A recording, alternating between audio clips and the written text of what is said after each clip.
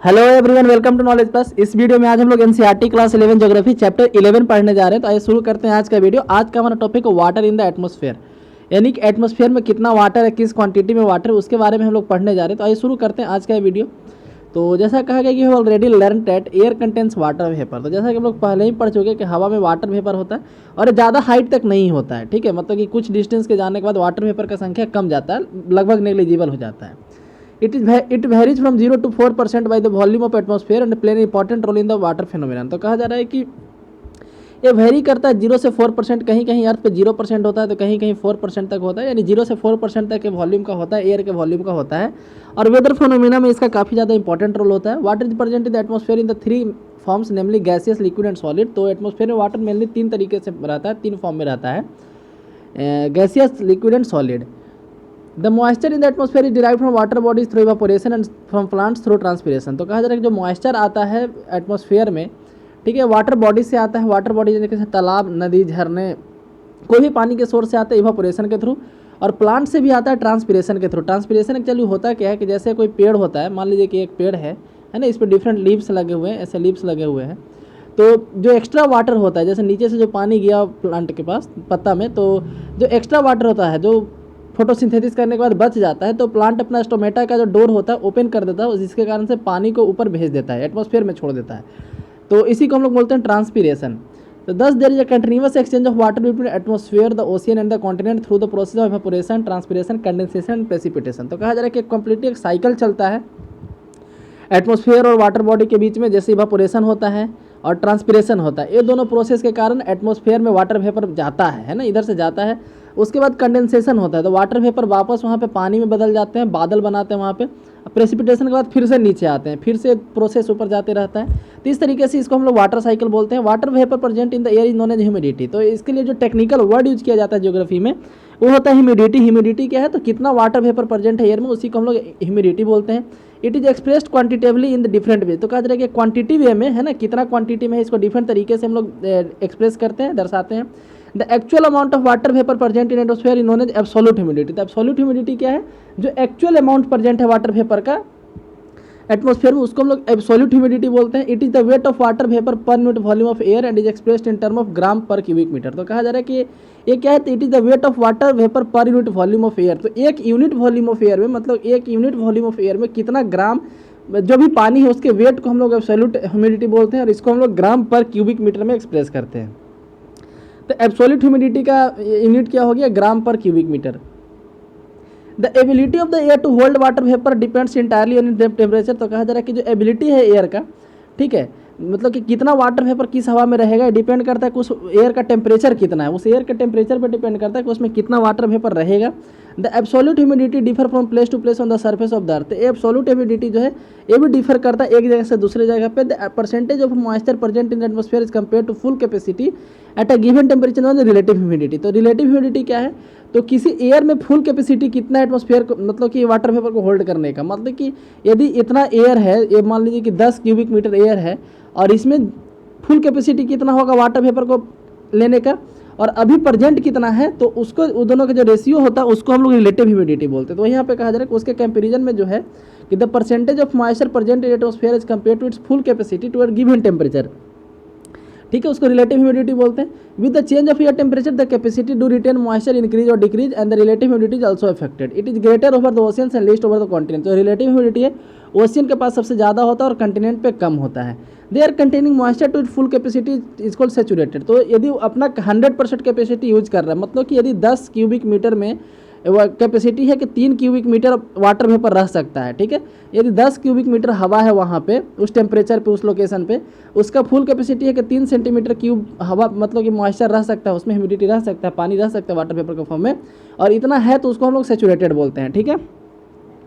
It means that air that the given temperature is incapable of holding any additional amount of water. तो saturated का मतलब क्या हुआ कि अब उसमें कोई भी एडिशनल वाटर वेपर नहीं दिया जा सकता है ना, एडिशनल मॉइस्चर उसमें नहीं दिया जा सकता, एडिशनल वाटर वेपर नहीं दिया जा सकता है, ठीक है।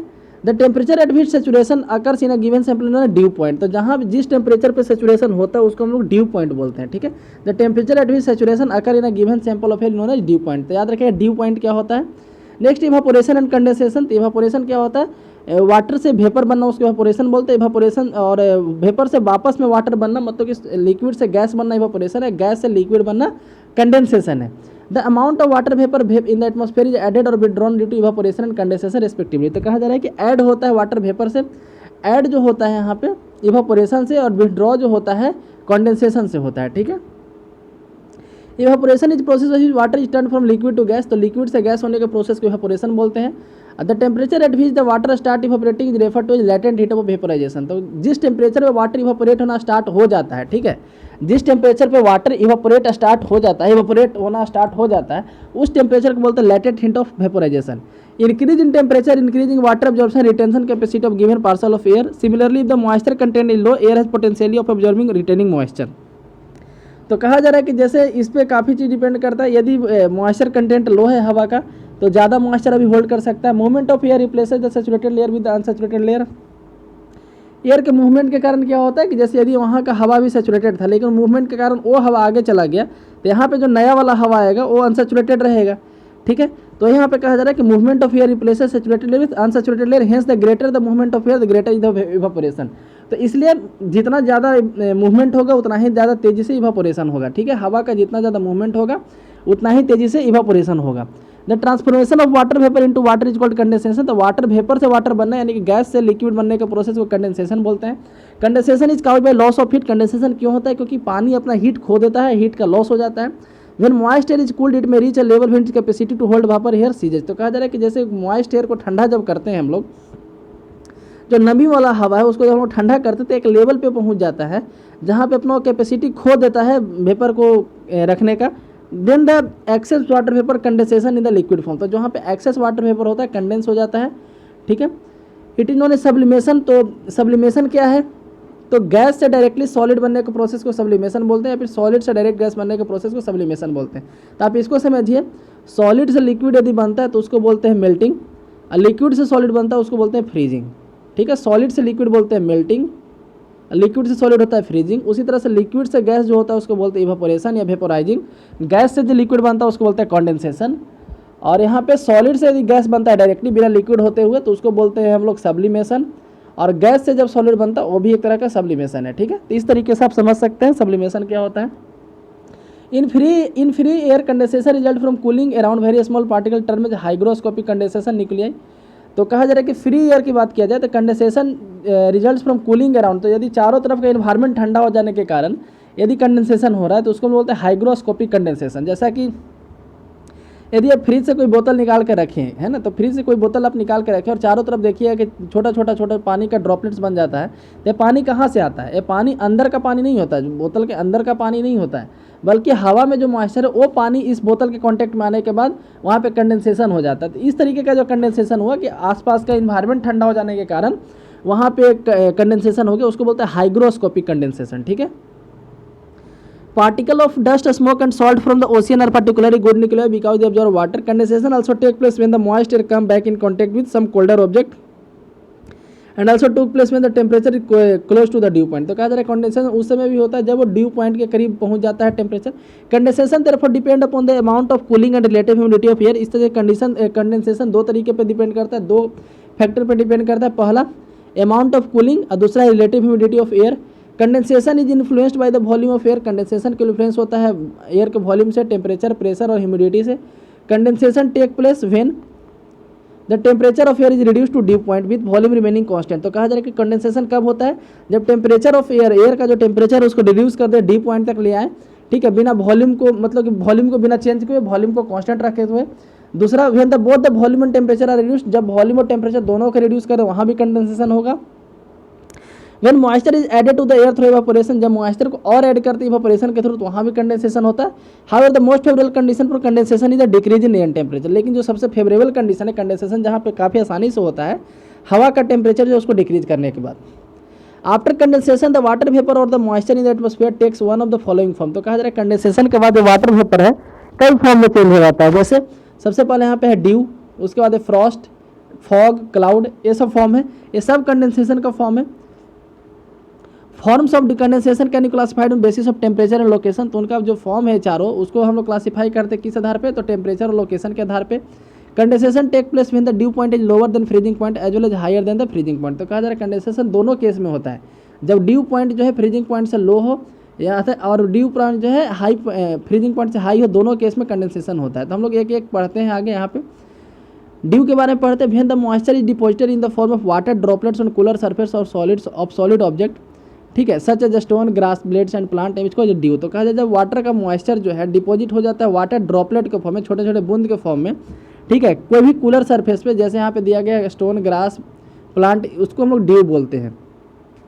The ideal condition for its formation are clear sky. तो इसके लिए आइडियल फॉर्मेशन क्या है, मतलब कब ये बनता है, तो आकाश क्लियर होना चाहिए, बादल वाला नहीं होना चाहिए, काल में एयर ठंडा हवा होना चाहिए, हाई रिलेटिव ह्यूमिडिटी काफ़ी हाई होना चाहिए, and cool and long nights, ठीक है, ठंडा और लंबा रात होना चाहिए। For the formation of dew it is necessary that the dew point is above the freezing point. तो कहा जा रहा है कि ड्यू के फॉर्मेशन के लिए होना चाहिए कि ड्यू पॉइंट जो है फ्रीजिंग पॉइंट से ज़्यादा होना चाहिए। ड्यू पॉइंट क्या है, हम लोग पीछे अभी पढ़े थे, ठीक है, आप उसको दोबारा भी सुन सकते हैं। फ्रोस्ट के बारे में देखते हैं। Frost forms on cloud surface when the condensation take place below freezing point. तो कहा जा रहा है कि जब कंडेंसेशन जो है फ्रीजिंग पॉइंट से कम के मतलब कम पे होता है, तो यहाँ पे फ्रोस्ट का फॉर्मेशन होता है कोल्ड सरफेस पे। The dew point is at the below the freezing point. मतलब यहाँ पे क्या था कि ड्यू पॉइंट जो है फ्रीजिंग पॉइंट से जब हाई होता है तो वहाँ पे ड्यू का फॉर्मेशन होता है, ओस का फॉर्मेशन होता है, और जब ड्यू पॉइंट यहाँ पे लो हो जाता है फ्रीजिंग पॉइंट से, तब वहाँ पे फ्रॉस्ट का फॉर्मेशन होता है।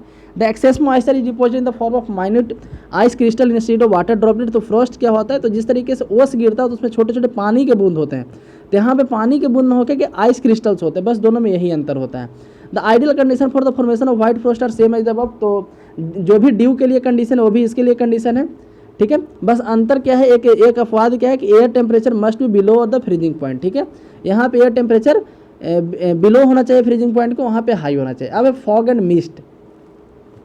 तो when the temperature of an air mass containing a large quantity of water vapour falls all of a sudden condensation takes place within itself on fine dust particle. तो कहा जा रहा है कि जब टेम्परेचर किसी एयर मास का, when the temperature of an air mass contain large quantity water vapour, जब वहाँ पे लार्ज क्वांटिटी में वाटर वेपर होता है किसी भी एयर मास में, जब लार्ज क्वांटिटी में वाटर वेपर वहाँ पे होता है, तो क्या होता है, water vapour falls all of a sudden condensation take place. तो वहाँ पे कंडेंसेशन हो जाता है अचानक से, ठीक है, itself on the dust particle. So the fog is a cloud. इसलिए तो एक देखते हैं फॉग क्या है, तो फॉग एक क्लाउड है, fog is a cloud with the base or with its base at or very near to the ground. Fog एक ऐसा बादल है जो अर्थ के बेस पे मतलब कि ग्राउंड के काफ़ी नज़दीक में बनता है, जिसको हम लोग कुहासा बोलते हैं।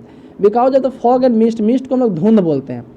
तो because the fog and mist the visibility become poor to zero. तो फॉग और मिस्ट के कारण जो विजिबिलिटी है काफ़ी जीरो के नज़दीक हो जाता है। In urban and industrial centre smoke provides plenty of nuclei which help the formation of fog and mist. खास करके अर्बन सेंटर में फॉग ज़्यादा बनता है, ठीक है, वहाँ पे मिस्ट ज़्यादा बनता है, फॉग से ज़्यादा वहाँ पे मिस्ट बनता है, क्योंकि वहाँ सस्पेंडेड पार्टिकल, छोटे छोटे पार्टिकल इंडस्ट्री के कारण काफ़ी ज़्यादा होते हैं।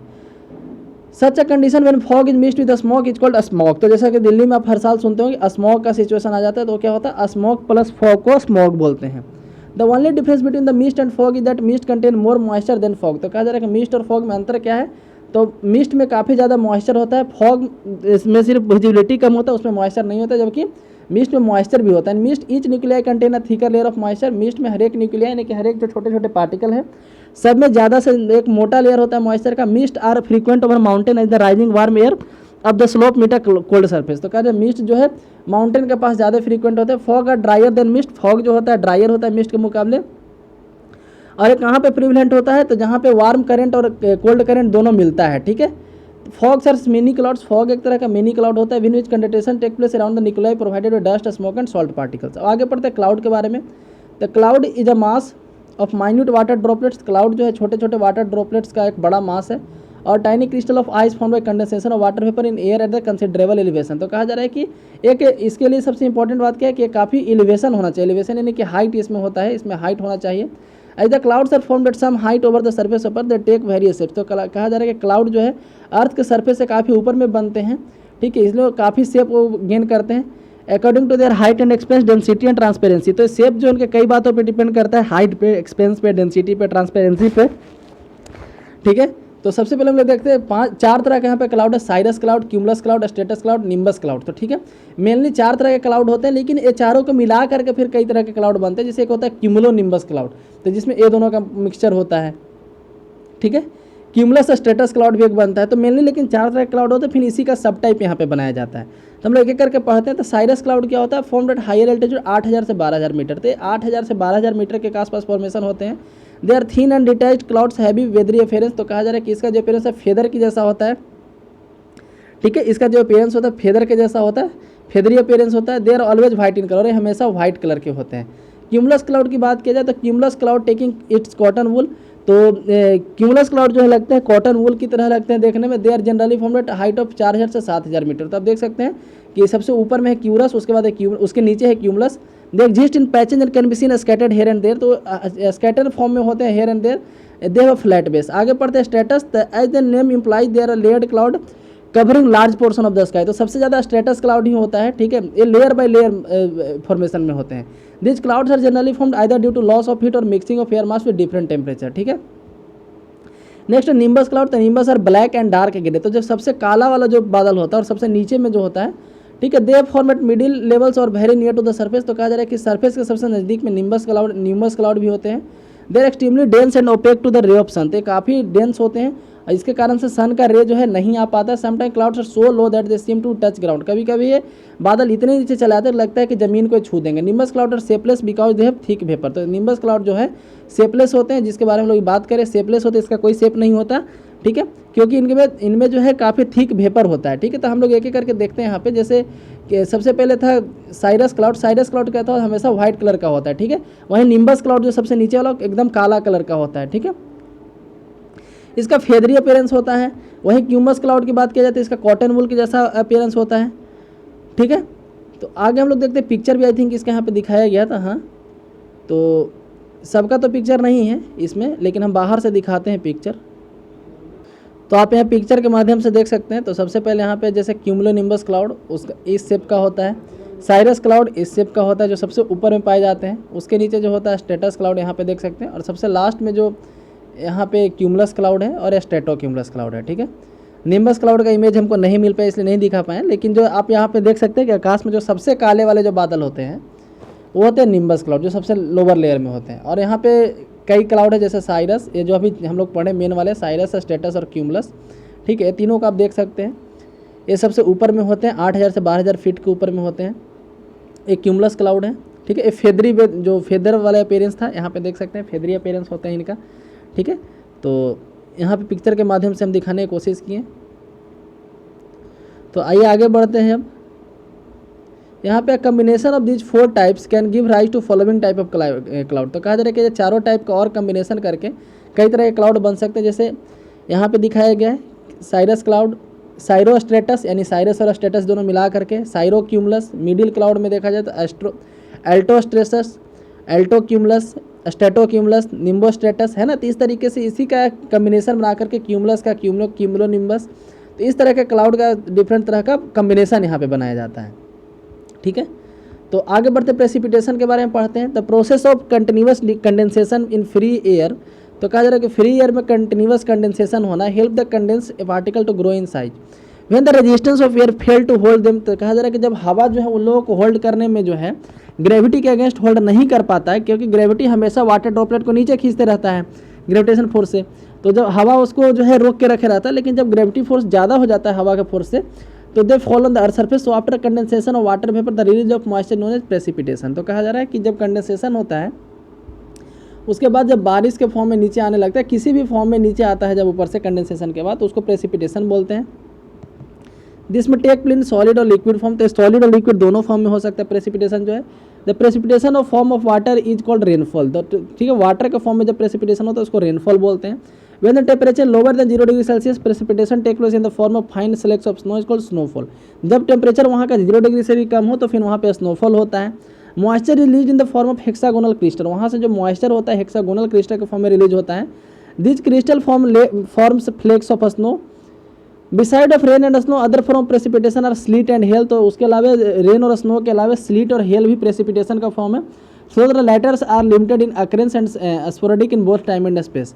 स्लीट क्या है? तो sleet is frozen rain drops and refrozen melt snow water. कह रहा है कि स्लीट जो है, स्लीट क्या होता है? तो फ्रोजन रेन ड्रॉप, जो रेन ड्रॉप्स जब फ्रोजन अवस्था में आए, ठीक है, और refrozen melted snow water when a layer of air with a temperature ever freezing point of overlies सब freezing layer near the ground precipitation take place in the form of sleet. तो कहा जा रहा है कि जब when a layer of air with the temperature above freezing point, ठीक है, जब एयर का एक ऐसा लेयर उसको मिले जहाँ पर टेम्परेचर जो फ्रीजिंग पॉइंट से ऊपर हो, ठीक है, ओवरलाइज सब freezing layer near the ground precipitation take place form of sleet rain drop which leave the warmer air encounter the colder air below. तो कहा जा रहा है कि जैसे ऊपर यदि एयर वार्मर हो लेकिन नीचे का एयर उसके मुकाबले ठंडा हो, as a result the solidify reach the ground and small plates of ice not bigger than the raindrops for their form. तो कहा जा रहा है कि तो वहाँ पे जो रेनफॉल होता है छोटे छोटे बर्फ के टुकड़े में जम जाता है, ठीक है, वही स्लिट कराता है। Sometime drops of rain after being release by clouds become solidified into a small rounded solid piece of ice and reach the surface of the earth called hailstone. तो हेलस्टोन क्या है? जब रेनड्रॉप जो है जो cloud से निकलता है वो सॉलिडिफाई हो जाता है, बाद में छोटे छोटे सॉलिड पीस में जम जाता है, उसको हम हेलस्टोन बोलते हैं।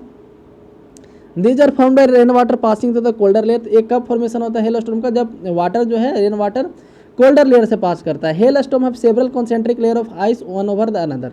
अब टाइप ऑफ रेनफॉल हम लोग पढ़ते हैं, रेनफॉल कितने तरह के होते हैं? तो सबसे पहला जो है कन्वेक्शनल रेनफॉल। तीन तरह के मेनली रेनफॉल होते हैं, कन्वेक्शनल, ओरोग्राफिक और साइक्लोनिक, ठीक है।